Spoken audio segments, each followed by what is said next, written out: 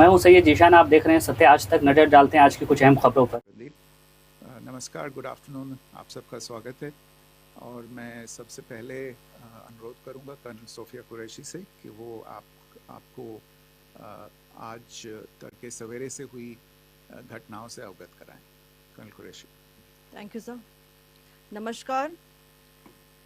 8 से 9 मई 2025 की मध्य रात्रि को पाकिस्तानी सेना ने सैन्य बुनियादी ढांचे को निशाना बनाने के इरादे से पूरी पश्चिमी सेना पर भारतीय वायु क्षेत्र का कई बार उल्लंघन किया।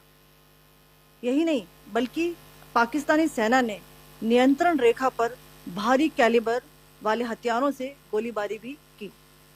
अंतर्राष्ट्रीय सीमा और नियंत्रण रेखा पर लेह से लेकर सरक्रीक तक 36 स्थानों पर 300 से 400 लगभग ड्रोनों का इस्तेमाल घुसपैठ का प्रयास करने के लिए किया गया। भारतीय सशस्त्र बलों ने काइनेटिक्स व नॉन काइनेटिक साधनों का उपयोग करके इनमें से कई ड्रोन्स को मार गिराया। इतने बड़े पैमाने पर हवाई घुसपैठों का संभावित उद्देश्य वायु रक्षा प्रणालियों का परीक्षण करना और खुफिया जानकारी इकट्ठा करना था। ड्रोन के मलबे की फोरेंसिक जांच की जा रही है। प्रारंभिक रिपोर्ट्स से पता चलता है कि वे तुर्की के असीस गार्ड सोंगर ड्रोन्स हैं।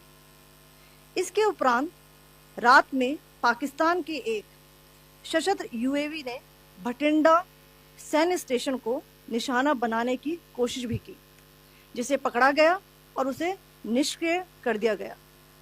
पाकिस्तानी हमले के जवाब में पाकिस्तान में 4 हवाई रक्षा स्थलों पर सशस्त्र ड्रोन्स लॉन्च किए गए।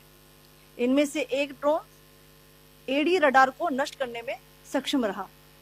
पाकिस्तान ने जम्मू कश्मीर के तंगधार, उरी, पुंछ, मेंढर, राजौरी, अखनूर और उधमपुर में भारी कैलिबर आर्टिलरी गन और सशस्त्र ड्रोन्स का उपयोग करके नियंत्रण रेखा के पार गोलीबारी भी की, जिसके परिणाम स्वरूप भारतीय सेना के कुछ जवान हताहत हुए और घायल हुए।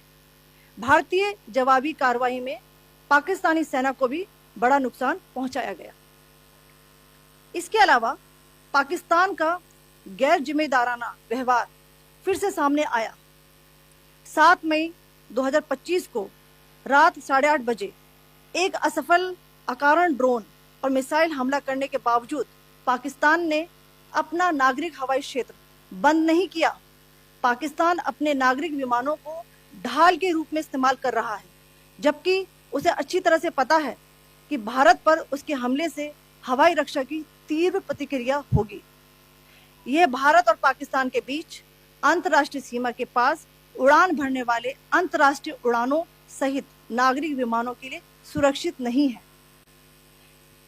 यहाँ स्क्रीन शॉट में पंजाब सेक्टर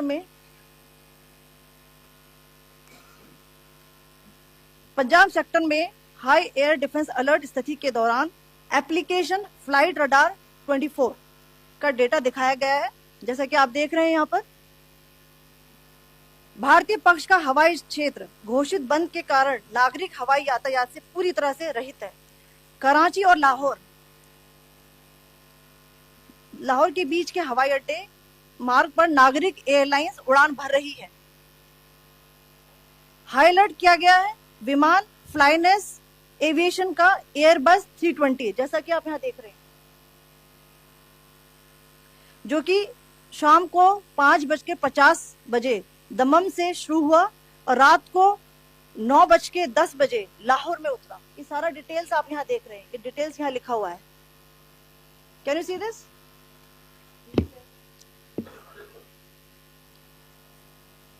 भारतीय वायुसेना ने अपनी प्रतिक्रिया में काफी संयम दिखाया और इस प्रकार अंतरराष्ट्रीय नागरिक विमान सेवा की सुरक्षा सुनिश्चित की।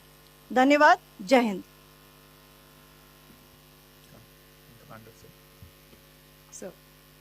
Good afternoon to you all. On the intervening night of 8th-9th May 2025, Pakistan military carried out multiple violations of Indian airspace along the entire western border with an intent to target military infrastructure.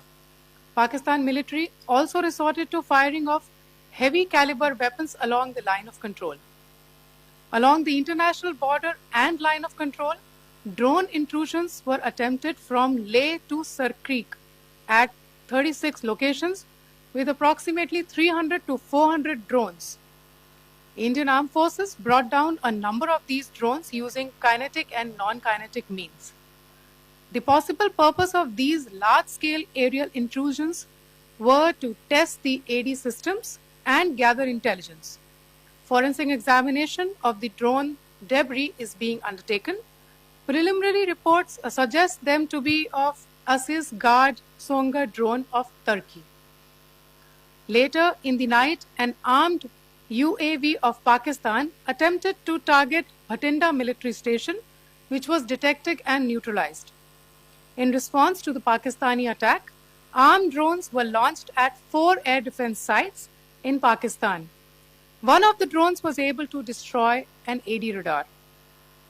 Pakistan also carried out artillery shelling across the line of control using heavy caliber artillery guns and armed drones at Tangdhar, Uri, Poonch, Mendhar, Rajouri, Akhnur and Udhampur in Jammu and Kashmir area, which resulted in some losses and injuries to Indian Army personnel.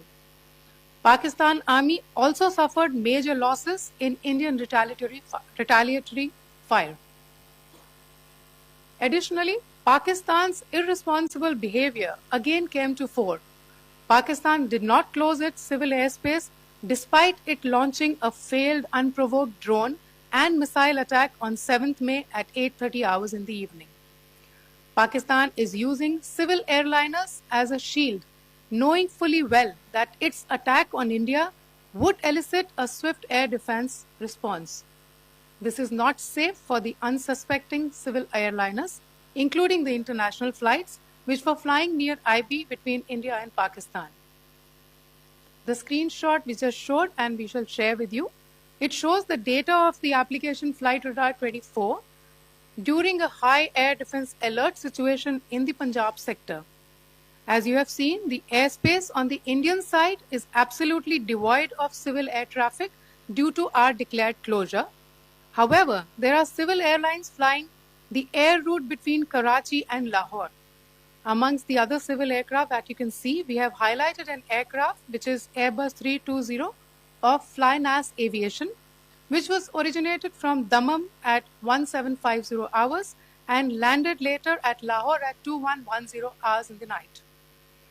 Indian Air Force demonstrated considerable restraint in its response, thus ensuring safety of international civil carrier.